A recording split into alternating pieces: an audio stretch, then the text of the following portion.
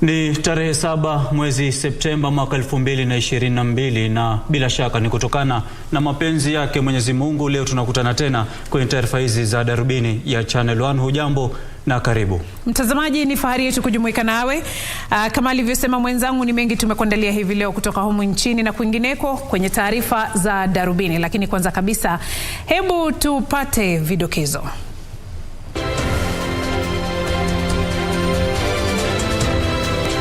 Muungano wa Kenya Kwanza kumpendekeza Seneta Bungoma Moses Wetangula na aliyekuwa gavana wa Kilifi Amason Kingi kwa maspika wa bunge na seneti mtawalia, na muungano wa Azimio la Umoja wa Kenya ukimpendekeza Kenneth Marende kwa spika wa bunge na Kalonzo Musyoka kwa spika wa seneti. Jaji Mkuu Martha Koome asema uamuzi wa kudumisha ushindi wa William Ruto kwenye uchaguzi wa urais wa tarehe 9 Agosti uliongozwa na Maulana. Maseneta waliochaguliwa wahamasishwa kuhusu shughuli za Senate, huku wale walioteuliwa leo wakisubiri kuhamasishwa juma lijalo.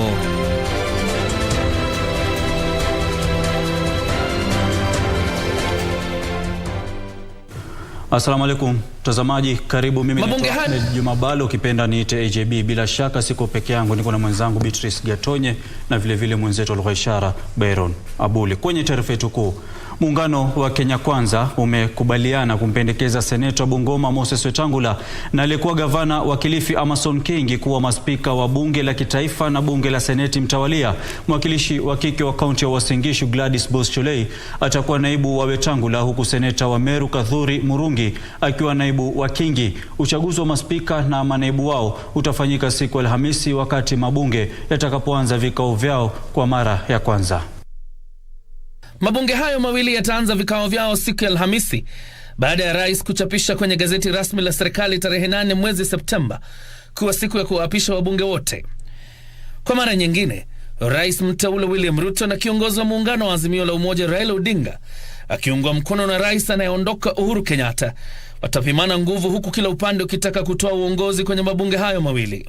We undertook to the people of Kenya that we want to create a team that carries the face of Kenya as we look into the leadership of our country.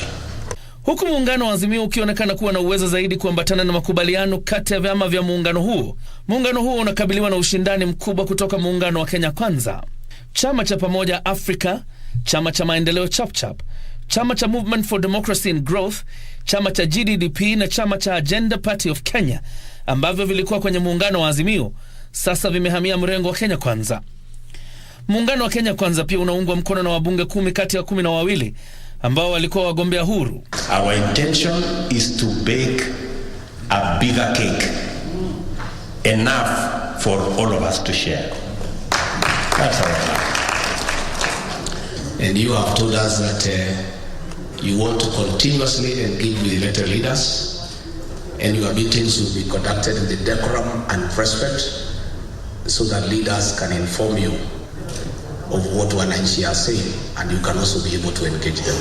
Huku muungano wa Kenya Kwanza ukiwa na nafasi 7 za uteuzi kwenye bunge la kitaifa, 9 kwenye bunge la seneti, muungano huo siku ya Jumatano ulifanya mkutano wa wabunge ambapo walikubaliana kumpendekeza seneta wa Bungoma Moses Wetangula kuwa spika wa bunge la kitaifa.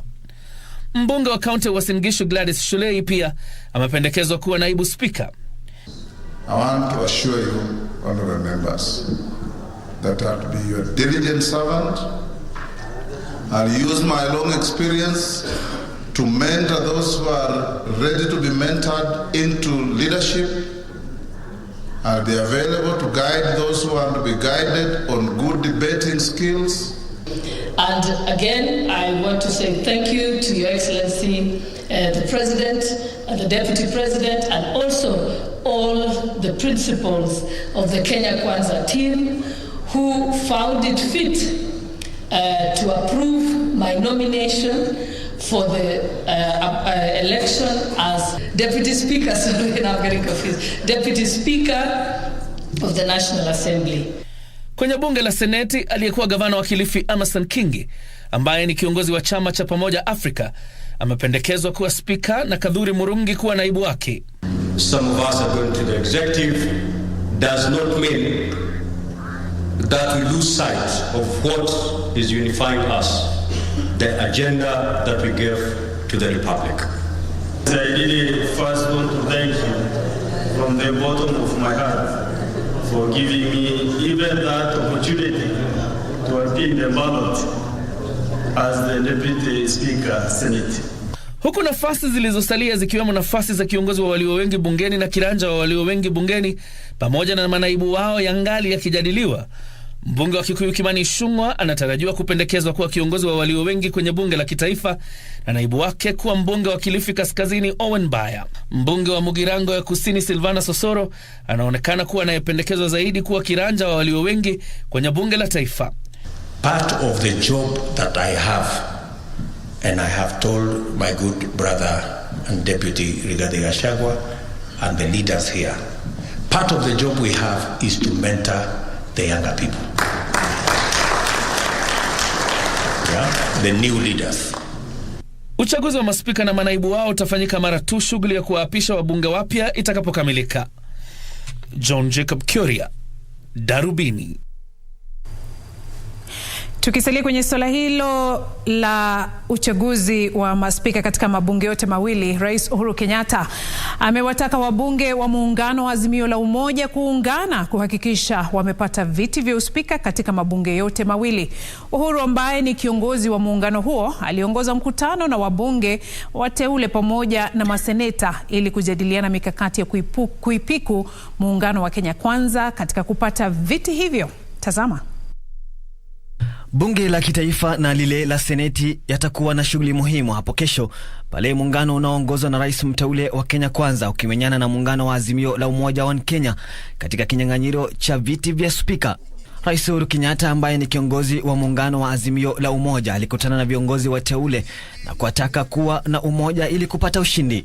Muungano huo wa Azimio umewapendekeza Kenneth Marende kuwania kiti cha spika wa bunge la kitaifa huku naibu wake akiwa Farah Maalim.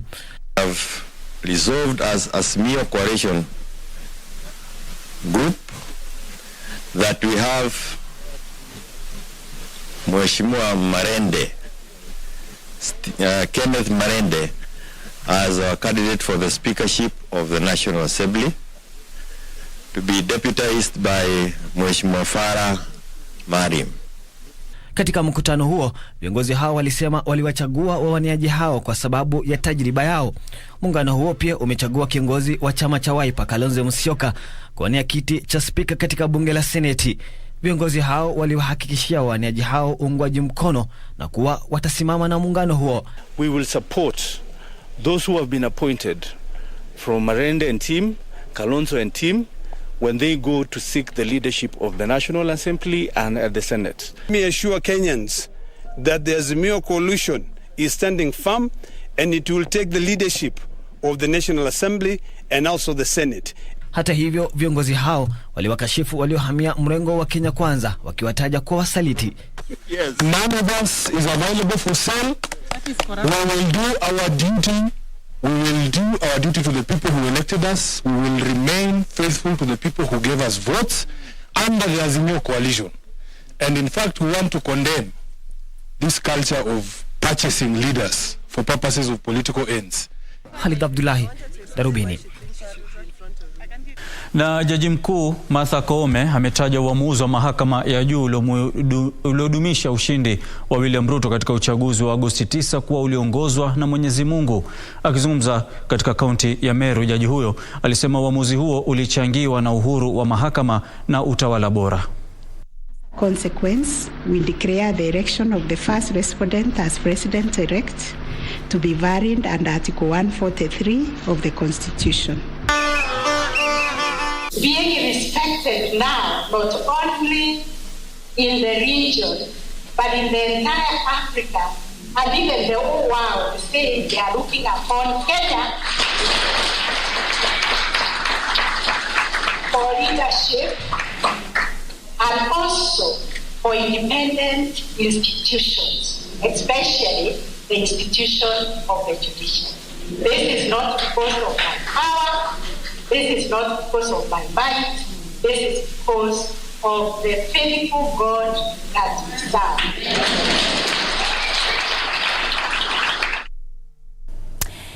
Tukisonga mbele, Rais mteule William Ruto amedokeza kwamba hatimaye amewasiliana kwa njia ya simu na rais anayeondoka Uhuru Kenyatta baada ya kutozungumza naye kwa miezi kadhaa. Ruto anasema mazungumzo yao yaligusia uchaguzi mkuu wa hivi punde na mchakato wa mpito wa mamlaka kutoka kwa utawala wa sasa hadi utawala mpya. Mazungumzo baina ya wawili hao yametuliza wasiwasi uliodumu kwa muda mrefu. Kwenye hotuba yake ya ushindi baada ya mahakama ya upeo kudumisha ushindi wake siku ya Jumatatu, Rais mteule William Ruto alidokeza kwamba atajibidisha kuwasiliana na rais anayeondoka kuhusu maandalizi ya mpito. I haven't talked to him in months. But shortly I will bring a call to him so that we can have a conversation on the process of transition. I take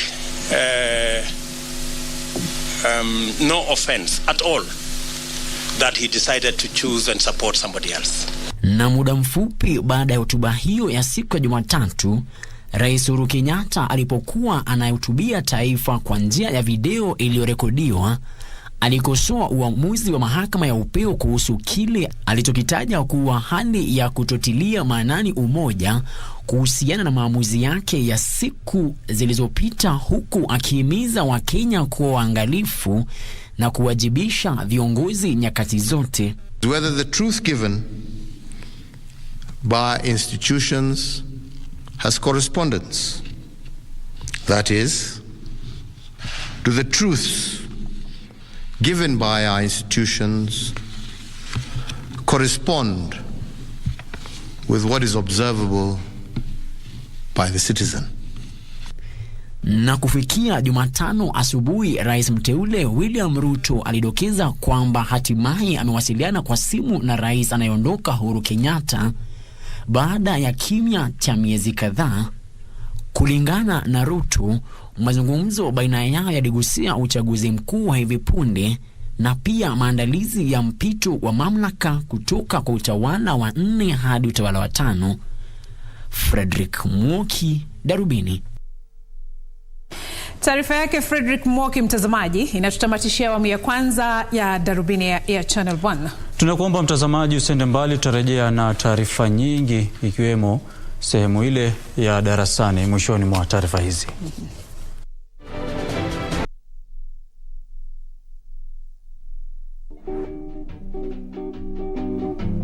Ukiniangalia mimi ni mtu kununua second hand. You look second hand yourself right now. Mimi nakaondieka. Niangalie hivi, nakaondieka. Not with those. Maybe with the tummy. No. But Tosha. Huyu hata tujuani. Do you know me? Are baba. We know each other. Iko flying lines hapo. Bani husband ama ni houseboy? House kwa husband. Nini wewe ila kusumbua? Wako ha? Yes. Jambo. I thank you. Oh my God. No. Let me talk the truth and accept the devil, please. Please. Babyface. Yeah. Oh my God. Yes. Babyface. Yeah. Ulionaje kazi yangu, skills zangu za uzaji zikoaje? You are excellent. Wewe mzee. Hatuko hapa mchezo. Ni kweli hata nani. Sasa ukisha si uongee vile unaongea. Do you have a news story to share with KBC? Get in touch swiftly on email news@kbc.co.ke or call 0723-892-654 or 0734-780-124.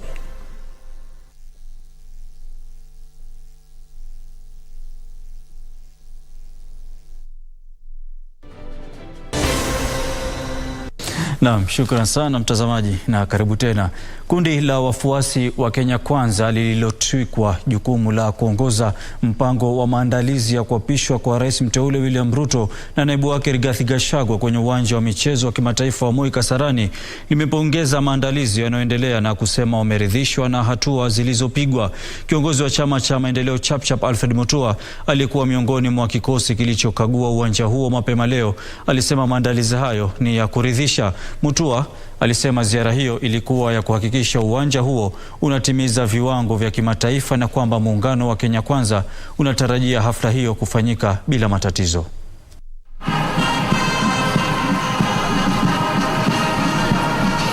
Uwanja wa michezo wa kimataifa wa Moi Kasarani hivi leo. Maandalizi ya hafla ya uapisho wa rais mteule William Ruto na naibu wake Rigathi Gachagua yamepamba moto. Vyombo vya habari, wahudumu wa mitambo ya kupaza sauti, baadhi ya mawaziri pamoja na wawakilishi kutoka kamati ya maandalizi ya mpito wa uongozi wakizuru uwanja huo kutathmini maandalizi.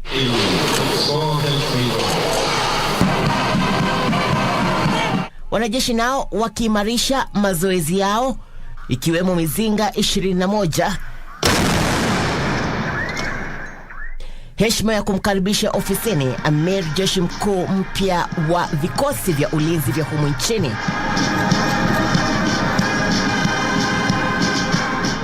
Kiongozi wa chama cha maendeleo Chapchap Dr. Alfred Mutua, ambaye pia ni mmoja wa wawakilishi wa mrengo wa Kenya Kwanza kwenye kamati ya maandalizi ya mpito wa uongozi wa urais, anasema mabadiliko kadhaa yamefanywa mipango ya awali na kamati hiyo ili kutosheleza mahitaji ya kila Mkenya mnamo siku ya Jumanne wiki ijayo. Want this event to send the right message to Kenyans that we are ready to work. And so far, we've walked around with the senior officials here and we are very happy with what we've seen. And that's what we want to do. Have this inauguration, have a good time, but then we get back to work. We don't want to waste a lot of time. Mutua anasema serikali ijayo itatimiza ahadi zake kwa taifa hili. Every person who will come to this stadium is a VIP. So the toilets that they use, the seats they sit on, the places they go will need to be VIP standards. Wakati rais mteule atakapokula kiapo cha ofisi, bendera yake itapandishwa huku ile ya Rais Uhuru Kenyatta anayeondoka ikishushwa. Bendera ya Kenya na ile ya Jumuiya ya Afrika Mashariki zikiendelea kupeperushwa. Matayarisho ya kumwapisha rais mteule na naibu wake siku ya Jumanne yanaendelea, huku Wakenya wengi wakitarajiwa kufika mahala hapa siku ya Jumanne kushuhudia shughuli hii pamoja na wageni waheshimiwa. Irene Mchuma Odim, Darubini katika kaunti ya Nairobi. Bila shaka Irene Mchuma Odim hapo. Shughuli muhimu zaidi kwa taifa la Kenya hapo siku ya Jumanne. Haya, tusonge mbele mtazamaji. Yamkini maseneta 30 waliochaguliwa katika bunge la seneti wakiwemo maseneta walioteuliwa wamehamasishwa hivi leo kuhusu shughuli za bunge hilo kabla ya kuandaliwa kwa kikao chake cha kwanza hapo kesho. Maseneta hao wameibua imani kwamba bunge la 13 litatekeleza majukumu yake ipasavyo, huku wakisema swala la kutathmini utendakazi litapewa umuhimu zaidi katika ajenda yao ya kutekeleza majukumu yao ya kutathmini utendakazi wa kaunti. Sisi kama baraza la magavana tumekuwa na matatizo mengi hapo awali kulingana na mambo ya kisheria katika bunge la taifa, bunge la seneti. Tumekuwa na matatizo katika treasury, ile kuwasilisha pesa za county kwa wakati, na mimi nataka kutumia nafasi yangu katika bunge la seneti kuona vile tunaweza boresha mambo ya ukatuzi, hasa kuhakikisha fedha za ukatuzi inafika kwa wakati. We will be happy to join our colleagues who have been here with better experience to see how we can add our experience of devolution from the ground and then come to legislation and find how that can be strengthened. That is the drive. Coming from the business world, there's a lot of decisions I know I'm going to push to ensure that doing business in this country. The Senate had their own challenge, and what we are looking for is that the main issue that we had as Senate, the problem is that we don't have oversight fund. We use our salaries to go around in the county, so we feel like we have been pulled back. So what we are looking forward is we are going to push for oversight fund so that we can do our duty diligently and effectively. When it comes to the work of oversight for senators, it is a bit challenging because we have no fund for oversight, and we have to depend on the Auditor General to do audit. Waziri wa Elimu Profesa George Magoha amesema amefurahishwa na hatua alizopiga katika Wizara ya Elimu anapokaribia kuondoka kwenye wadhifa huo. Profesa Magoha, ambaye daima hajachoshwa na kazi yake, amesema ataacha mfumo bora zaidi wa elimu unaoshughulikia mahitaji ya watoto humu nchini katika karne hii ya 21.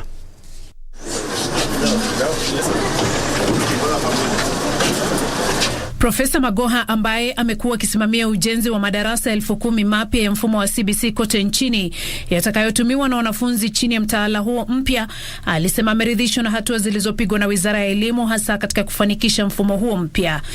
That the classrooms are going to be there whether the incoming administration decides to tweak the competency-based curriculum or not. This is money that is well spent. Each classroom is at 788,000 shillings. That is the message that I want the nation to know, and the public to hold the next leaders responsible to ensure that we get value for money for our children. Profesa Magoha aliyetaja urasimu serikalini kuwa changamoto kubwa wakati wa kipindi chake cha kuhudumu akiwa waziri wa elimu, alihimiza utawala mpya ujao kubadili jinsi shughuli zinavyotekelezwa kwa kuangazia zaidi matokeo. They must change the way they do things. Government must change the way it does business if it wants to get different results. You cannot expect different results if you are going to do things in exactly the same way you have been doing them. Waziri ambaye husimamia binafsi shughuli katika wizara hiyo alisema kuwa waziri mpya ajaye wa elimu hafai kukaa tu afisini na kutegemea ripoti kutoka kwa maafisa wa nyanjani. Whoever becomes the Cabinet Secretary for Education in 2022, the work is not in Jogo House. The work is outside there. If you dare rely on information you are getting from Jogo House, you will be cooked and you will let down the incoming president. Waziri aliyekuwa akizindua madarasa ya CBC katika shule ya sekondari ya ushirika mtaani Dandora alisema kuwa utawala mpya utakuwa na kazi rahisi ya kuhakikisha wanafunzi wa gredi ya 6 wanajiunga na junior secondary bila matatizo yoyote mwezi Januari mwaka ujao, akisema kuwa chini ya 3% ya ujenzi wa madarasa hayo iliyosalia itakamilika kufikia Jumatatu tarehe 12 mwezi huu, kabla ya kuapishwa kwa utawala ujao tarehe 13.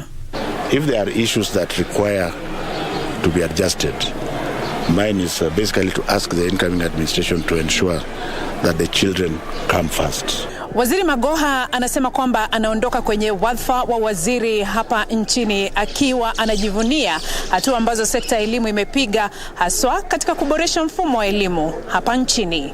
Beatrice, Gatonye, Darubini.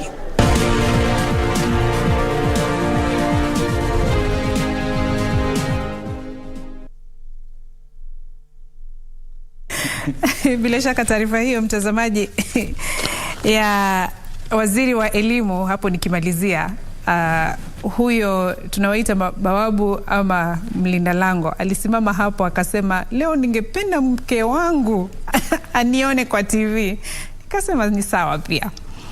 Haya, tuangazie hizi za biashara. KD yuko upande ule mwingine na za sporti, na kisha hapo baadaye tuweze kujifunza lugha ishara. Kampuni ya Kenya Pipeline inapania kuweka bomba lingine la kusafirisha mafuta kati ya Mombasa na Nairobi katika muda wa miaka 2 ijayo. Kampuni hiyo pia itaongeza kiwango cha uhifadhi wa mafuta na kupanua mabomba ya mafuta katika maeneo ya magharibi na mashariki. Kampuni ya Kenya Pipeline imesema kuongezwa kwa matozo ya ushuru kutagharamia uwekezaji huo. Taarifa kamili, mtazamaji, tuungane na ripota wetu aliyetuandalia mseto wa biashara. Mnamo mwezi Julai, kampuni ya Kenya Pipeline ilitoa ombi la kuongeza kiwango cha usafirishaji, uhifadhi pamoja na shughuli nyingine zinazohusiana na mafuta kwa senti 46 kwa kila cubic meter katika kipindi cha miaka 3 ijayo. Kampuni hiyo imesema kuwa kuongezwa kwa ushuru wa kusafirisha mafuta kupitia mabomba kutagharamia uwekaji bomba jipya la mafuta na kuboresha baadhi ya mabomba yaliyopo. As to actually service that differential of about 500 cubes per hour, we do need another pipeline. There's no way you can transport beyond what capacity you have built, that diameter and that pumping rate of that pipeline to be. Wakati wa huo, kampuni ya Britam inatarajia kunufaika pakubwa na kufufuka kwa sekta ya utalii na hoteli, huku uchumi ukianza kunawiri kufuatia ongezeko la idadi ya watalii na kurejelea kwa hali ya kawaida humu nchini. Mkurugenzi wa masuala ya fedha katika kampuni ya Britam, Charles Njuguna, amesema kampuni hiyo inatarajia kuafikia 90% ya wageni kwenye hoteli, huku shughuli za kiuchumi zikimarika. We have a healthy pipeline to ensure that by the end of this year we're in excess of 90%. So we're quite bullish. This is a grade A building, again very appealing to the clients that you're targeting. So we don't see any risk coming from low occupancy. Hatimaye hazina ya watoto imezindua kampeni ya miaka 3 ya mamilioni ya pesa ya kuhakikisha usalama wa watoto humu nchini wanaposakini mitandao, baada ya utafiti kubaini ongezeko la visa vya dhuluma za kimtandao vinavyolenga wanafunzi. Mradi huo wa kufanikisha ushirikiano katika kuhakikisha usalama wa watoto mitandaoni utatumia shilingi milioni 120 kuwalinda takriban watoto 200,000 dhidi ya wahalifu wa kimtandao. We have put a national plan of action to address issues of online child abuse. We have also established a department that is fully fledged to deal with issues of online child abuse. This time round, we will use the lens of online child safety, and thankfully we now have in place an enabling environment, the Children's Bill, that is also intentional and specific on protecting children online. Mradi huo unalenga kushughulikia visa vya dhuluma za kimapenzi dhidi ya watoto ambavyo vimekithiri zaidi katika miji ya Nairobi na Mombasa.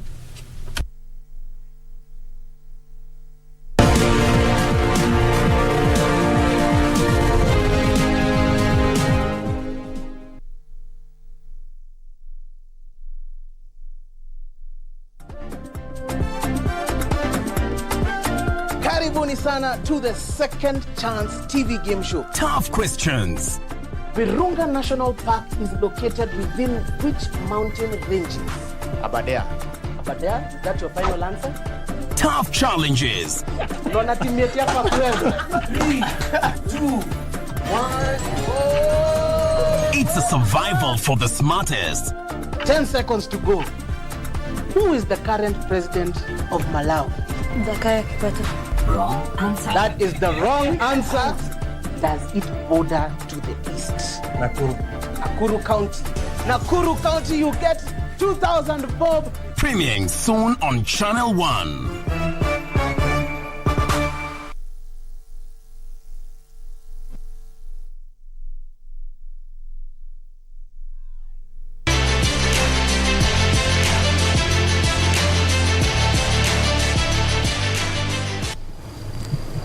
Karibu sasa mwanaspoti, tujitose nyugani. Kama kawaida wengi walitakaranja David na mukipenda KD.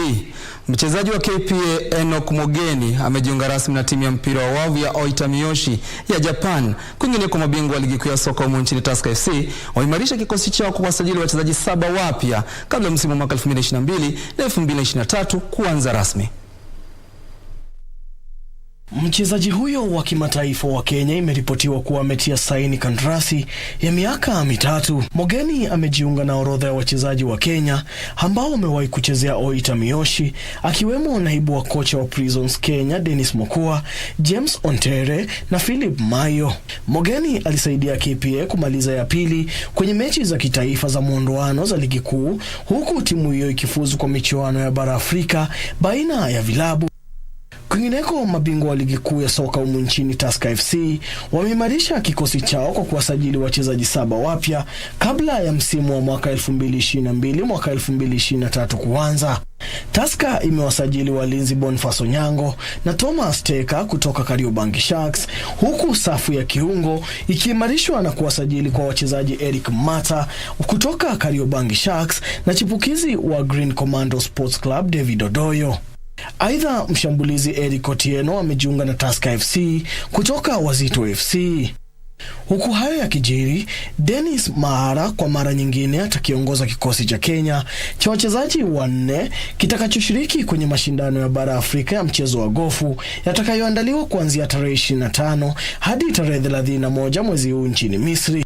Kikosi hicho kinajumuisha nahodha Dennis Mara wa klabu cha Limuru, John Lejrima wa klabu cha Railway, Adel Balala wa klabu cha Nyali na Michael Karaga wa klabu cha Kiambu. Wachezaji hao wamekuwa wakifanya mazoezi chini ya kocha wa timu ya taifa ya chipukizi John Van kabla ya michuano hiyo ya bara Afrika itakayoshirikisha mataifa 15 wakiwemo Afrika Kusini, Uganda, Tanzania, Zambia, Morocco na Ghana miongoni mwa mataifa mengine.